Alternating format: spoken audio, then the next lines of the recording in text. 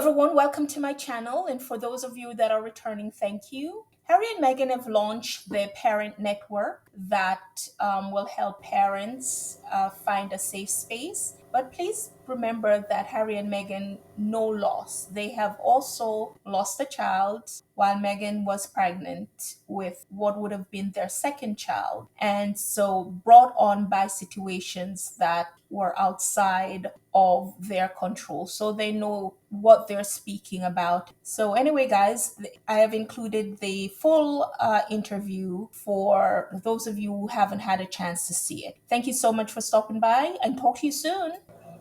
On a brilliant summer day near Santa Barbara last week, a group of friends got together. This was not your typical receiving line. Hi! The Duke and Duchess of Sussex, better known as Harry and Meghan, are definitely big huggers. It was a meeting of an exclusive club. Oh, it's good to meet you. And one that none of them wanted to join. Most of the parents here have lost a child, directly or indirectly, as a result of exposure to online social media. Harry and Meghan are trying to give them, and parents like them, some place to turn for help. It's called the Parents Network, in association with the couple's charitable Archwell Foundation, and officially launches today. I'm so happy you're here. Thank you. Meghan herself knows a thing or two about online bullying. And how do you do? And of course, her husband Harry is no stranger to that either, or to unspeakable grief. The central topic is the loss that these families have suffered. Stories that need to be shared because the parents who are listening who have not suffered a loss think that they couldn't. But they could. They certainly could. And that's, I think, one of the scariest things that we've learned over the course of the last 15, 17 years that social media's been around, and more so recently, is the fact that it could happen to absolutely anybody. I mean, we always talk about, in the olden days, if your kids were under your roof, you knew what they were up to. At least they were safe, right? And now they can be in the next door room on a tablet or on a phone and can be going down these rabbit holes. And before you know it, within 24 hours, they could be taking their life. Our kids are young. They're 3 and 5. They're amazing. But all you want to do as parents is protect them. And so as we can see what's happening in the online space, we know that there's a lot of work to be done there, and we're just happy to be able to be a part of. Well, you hope Change for good. that when your children ask for help, someone, is there to give it. If you know how to help. Thank you. At this point, we've got to the stage where almost every parent needs to be a first responder.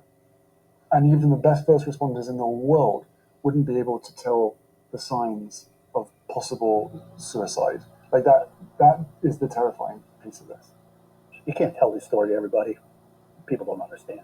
It's something Donna and Chris Dolly know all too well. Their 17-year-old son, CJ, died from suicide after what they believe was depression fueled by social media use. But your son had a demon in his bedroom. I think so, yeah. Yes. We had no idea what happened to our son.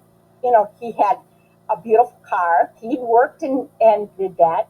He had a job he liked. Sisters that loved him, parents that adored him. Yes. And he was happy. He was a happy kid. And like so many parents in their place, the Dollys say a factor in their son's depression and death was his smartphone, a device designed to be so addictive that he couldn't put it down, not even in the minutes before he died. He still had it in his hand, the phone. That's how addicted he was.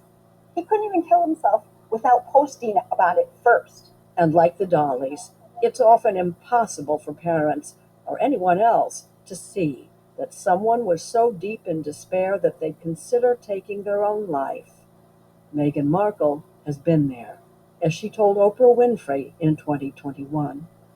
Look, I was really ashamed to say it at the time, and ashamed to have to admit it to Harry, especially, because I know how much loss he's suffered. But I knew that if I didn't say it, that I would do it. And I just didn't I just didn't want to be alive anymore. You had an experience that connects you to these families, and I see you touch your husband's hand in just the way I knew that you would be looking after each other if I went places. But the connection that you have with people is they know you had suffered too, personally. Contemplating killing yourself is what suicidal ideation was. And I'm dancing around this because I can see you're uncomfortable with my even going there.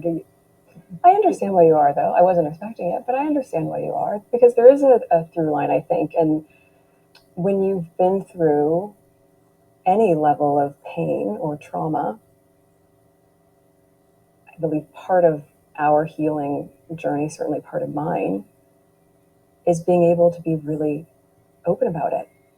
And I haven't really scraped the surface on my experience, but I do think that I would never want someone else to feel that way. And I would never want someone else to be making those sort of plans. And I would never want someone else to not be believed. So if me voicing what I have overcome will save someone, or asks or encourage someone in their life to really genuinely check in on them and not assume that the appearance is good so everything's okay, then that's worth it. I'll take a hit for that. What does it say? This in-person gathering was just for the launch. The Parents Network will meet mostly online. But group facilitator Leora Wolf-Prusan says the important thing is what the group will talk about. We're going to stop expecting you to be done with your grief in a year. We're going to stop telling you that we're tired of hearing the stories of internet harm. Like, we will say your kid's name over and over again because they existed and they mattered, and that we know that it wasn't your fault. That's it, right? It wasn't your fault. This happened to you, and now we as a community get to create something with you. Knowing that we're helping others, and even if that saves one kid and one family's heartache, that's enough. And these are some of the group's charter members. Taj and Celine Swanson Jensen, whose son Tanner died from an overdose of drugs pushed online. England was the youngest of... She was the youngest, 14 years old. Brandy and Tony Roberts, who lost their daughter England to suicide after online bullying. And Perla Mendoza, whose son Eli died when a painkiller he bought online was actually a lethal dose of fentanyl. Thank you for being here, but I have to, ask, why would you do this? Why would you do this? Simple answer, so others don't have to live what we've lived and will continue to live. I don't expect anything from anyone. This is just a labor of love in honor of my son and all the other children that have lost their lives to fentanyl. This is for the mother who cannot get out of bed, for the dad that won't leave his house. I stand here for them too.